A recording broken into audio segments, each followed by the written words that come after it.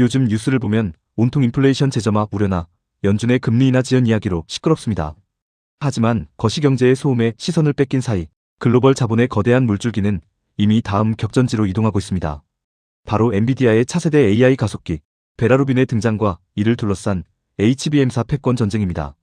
지금까지의 HBM 시장은 SK하이닉스의 동무대나 다름없었습니다. 하지만 HBM사부터는 단순히 칩을 높이 쌓아 올리는 수준을 넘어 로직 반도체와 메모리가 한 몸처럼 결합되는 맞춤형 패키징의 영역으로 진입합니다. 기존의 성공 방정식이 통하지 않는 게임의 룰이 완전히 바뀌는 변곡점입니다.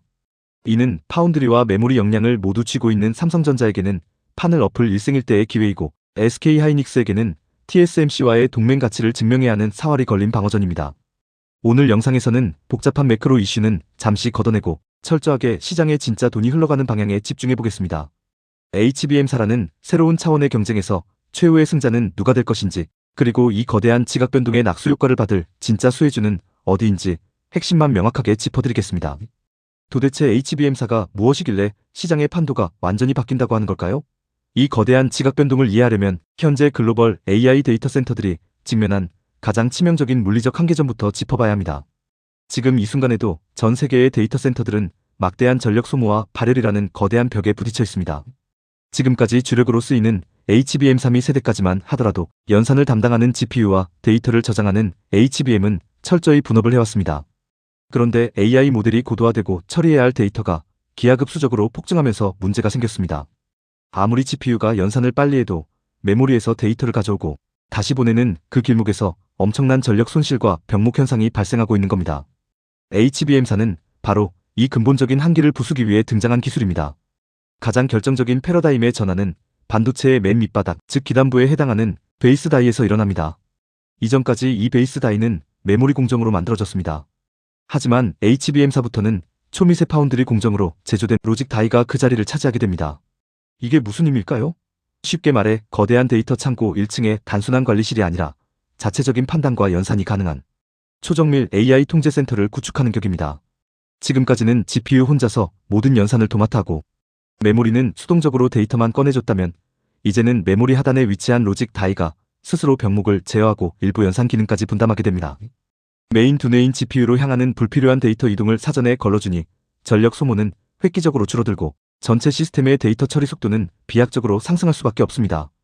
이 지점에서 시스템 반도체와 메모리 반도체를 나누던 굳건한 경계선이 무너집니다.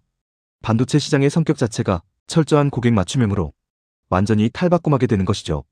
엔비디아, 구글, 마이크로소프트, 메타 같은 글로벌 빅테크 기업들은 이제 시장에 나와 있는 규격화된 범용 메모리를 사다 끼우는 것에 만족하지 않습니다. 자신들이 천문학적인 돈을 들여 자체 설계한 AI 가속기 아키텍처에 완벽하게 들어맞도록 HBM 1층의 로직 다이에 자신들만의 고유한 설계, 자산 IP를 직접 이식해달라고 요구하기 시작했습니다. 과거처럼 메모리를 똑같이 대량으로 찍어내면 알아서 팔려나가던 소품종 대량 생산의 시대는 끝났습니다. 고객사의 까다로운 요구에 맞춰 칩을 하나하나 설계하고 파운드리 공정으로 구워내고 그 위에 D램을 수직으로 한치의 오차 없이 쌓아 올려야 합니다. 특히 HBM사부터는 16단 적층이 기본 스펙으로 요구되는데 한정된 패키지 두께 안에 16개 층을 쌓으려면 웨이퍼를 종이장보다 얇게 깎아내야 합니다. 이 과정에서 칩이 휘거나 깨지는 것을 막고 미세한 마이크로 범프 대신 구리와 구리를 직접 붙이는 하이브리드 본딩 같은 초고난도 차세대 패키징 기술이 생존을 위한 필수 조건으로 등판하게 됩니다. 결국 HBM사 시장은 단순한 메모리 제조 기술력만으로는 절대 살아남을 수 없는 생태계가 되었습니다. 고객의 설계를 완벽히 구현할 파운드리 역량, 얇고 높게 쌓아 올리는 첨단 패키징 역량, 그리고 이 모든 과정을 불량 없이 통제하는 수율 확보 능력까지 이 세 가지 톱니바퀴가 완벽하게 맞물려야만 비로소 엔비디아라는 거대한 권력에 탑승할 수 있는 티켓을 쥐게 되는 것입니다. 이처럼 게임의 룰이 완전히 바뀌는 HBM사 시장을 두고 현재 시장을 장악하고 있는 SK하이닉스와 1위 탈환을 노리는 삼성전자의 셈법은 극명하게 엇갈립니다. 먼저 HBM 시장의 주도권을 쥐고 있는 SK하이닉스입니다. SK하이닉스는 메모리 반도체에서는 압도적인 수율과 기술력을 증명했지만 HBM사의 핵심인 1층 로직 다이를 직접 설계하고 생산할 초미세 파운드리 공정을 갖고 있지 않습니다.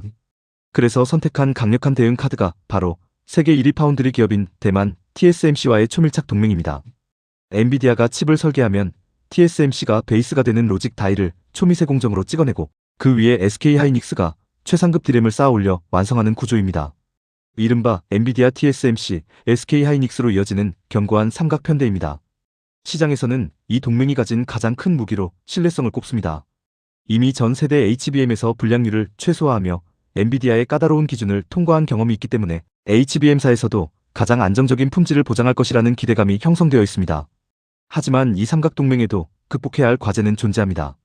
각기 다른 회사의 공정을 거쳐야 하므로 물리적인 물류 이동에 따른 시간과 비용이 발생하고, 만약 칩을 결합하는 과정에서 미세한 오차가 생겼을 때 책임 소재를 가리거나 기술적 오류를 즉각적으로 수정하는 데 한계가 있을 수밖에 없습니다.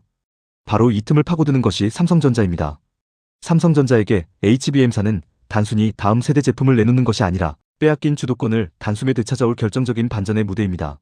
전 세계에서 유일하게 메모리 생산, 파운드리 공정, 그리고 첨단 패키징까지 세 가지 핵심 역량을 모두 한 지붕 아래에서 자체적으로 해결할 수 있는 기업이 바로 삼성전자이기 때문입니다.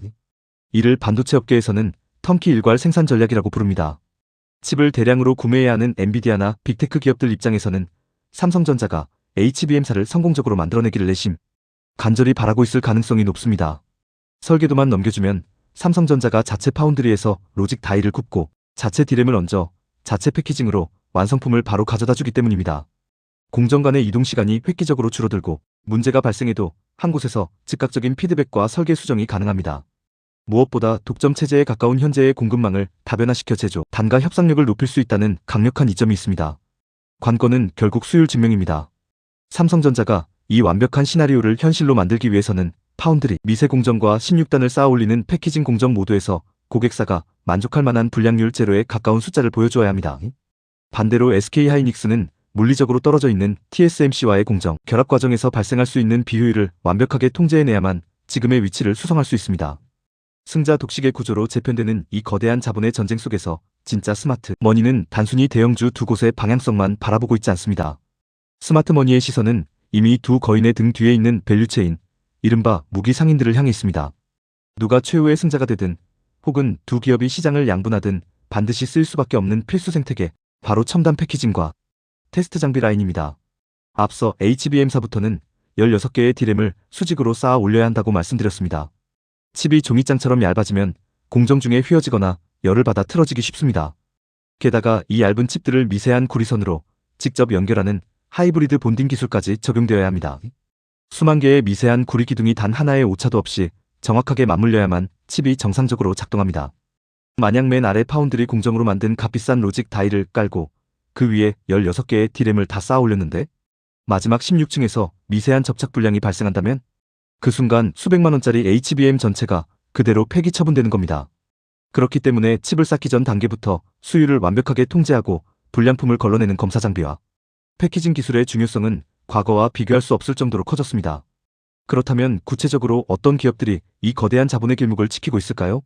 가장 먼저 시장의 시선이 쏠리는 곳은 HBM을 쌓아 올리는 본딩 장비의 강자, 한미반도체입니다. 기존의 열압착 TC 본딩을 넘어 HBM사 시대의 핵심인 하이브리드 본딩 공정에서도 글로벌 장비사들의 공세를 방어하며 굳건한 점유율을 지켜낼 수 있을지가 핵심 관전 포인트입니다. 여기에 16단으로 얇게 쌓아 올린 HBM이 제대로 작동하는지, 극한의 환경에서 테스트하는 핸들러, 장비의 대장주, 테크윙을 빼놓을 수 없습니다. 수율이 곧 생명인 HBM사 시장에서 미세한 불량을 잡아내는 핸들러, 장비의 수요는 구조적으로 늘어날 수밖에 없기 때문입니다. 또한 웨이퍼를 자르고 가공하는 과정에서 미세한 손상조차 허용하지 않는 레이저, 기술의 이오 테크닉스, 그리고 육안으로 보이지 않는 칩셋 내부의 미세 결함을 3D로 정밀하게 검사해내는 인텍플러스 같은 핵심 기업들이 바로 이 HBM사 밸류체인의 최전선에 서 있습니다. 거대 자본의 흐름을 추적하는 투자자라면 바로 이 지점을 파고들어야 합니다. 삼성전자의 턴키 반격이 성공할지, SK하이닉스의 방어전이 승리할지 방향성에 베팅하는 것도 좋지만 보다 안정적이면서도 탄력적인 수익을 원한다면 양쪽 진영 모두의 필수적인 장비와 소재를 공급하는 독점적 고리를 선점하는 것이 훨씬 유리한 전략입니다. 골드러시 시대에 가장 큰 돈을 번 것은 금을 캐러 간 사람들이 아니라 그들에게 곡괭이와 청바지를 판 사람들이었다는 투자 격언은 지금의 반도체 시장에서도 정확히 맞아떨어집니다. 오늘의 분석을 정리해보겠습니다. 최근 시장은 연준의 금리 인하 지연이나 끈적한 물가 지표 같은 거시경제의 노이즈에 크게 출렁이고 있습니다. 하지만 매크로 지표가 흔들린다고 해서 HBM사를 향한 글로벌 빅테크들의 천문학적인 투자와 기술의 진보가 멈추는 것은 아닙니다. 오히려 시장이 단기적인 이슈로 조정을 받을 때가 AI와 반도체라는 꺾이지 않는 구조적 성장의 심장부에 가장 좋은 가격으로 진입할 수 있는 기회입니다. 표면의 파도에 시선을 뺏기지 말고 그 아래에서 도도하게 흐르는 진짜 자본의 해류를 짚어내는 것. 그것이 지금 이 변동성 장세에서 우리의 계좌를 지키고 불려나갈 유일한 해법입니다. 채널 33의 주말 컨텐츠 경제 디프다이브. 시장의 핵심을 꿰뚫는 오늘의 디프다이브가 도움이 되셨다면 구독과 좋아요 부탁드립니다. 다음 주에도 좀 더 깊은 내용으로 인사드리겠습니다. 지금까지 채널 33이었습니다. 감사합니다.